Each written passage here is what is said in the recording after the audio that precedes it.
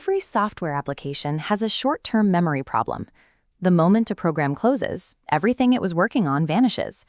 Permanent storage requires moving that information out of the application and into a system designed for long-term retention. Applications written in Java think in terms of objects, but standard databases organize data into flat tables, and they only speak SQL, structured query language. Because these two systems structure information so differently, they require a specialized intermediary to translate between them. Without this translation layer, an application remains isolated from its own permanent storage. That translation layer is JDBC, Java Database Connectivity. It functions as the bridge between the Java and SQL environments. This diagram shows the architecture. The application routes data down through the JDBC API into a central manager and out to specific database servers. Imagine building an education app.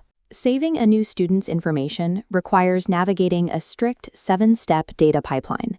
JDBC standardizes this architectural pipeline, so developers can use the same execution process for almost any database connection. Step 1 is importing the necessary tools. We include the java.sql.star packages into our code to access the required JDBC classes. Step 2 is loading and registering the correct driver for our specific database. This is handled by the DriverManager class. It acts as a switchboard operator, examining the application's connection request and plugging it into the proper database-specific driver.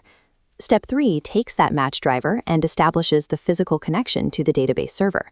These first 3 steps are purely about building a secure, verified communication channel before any data is actually transferred. Step 4 prepares the data for transport. We create a statement object, which acts as the delivery vehicle for our SQL command. We pack this vehicle with a data manipulation language command, in this case, an insert query containing our new student's name. This chart shows how JDBC translates data types during this process. For example, it automatically maps the SQL varchar format to a Java string. Step 5 is execution. We send that statement object across the established connection to the database. This execution completes the transition, turning temporary application data into a persistent record.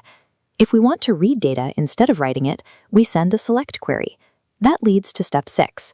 After querying the database, it packages the returned data into a ResultSet object. The ResultSet acts as an intelligent iterator. It scrolls through the returned data row by row to extract the specific information we need. Step 7. Explicitly closing the database connection. Database connections are heavy, resource-intensive channels.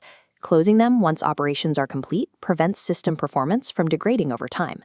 Zooming out, this strict 7-step pipeline offers one major architectural advantage: database independence. If you need to swap your backend storage from MySQL to Oracle, you only have to change a single driver layer.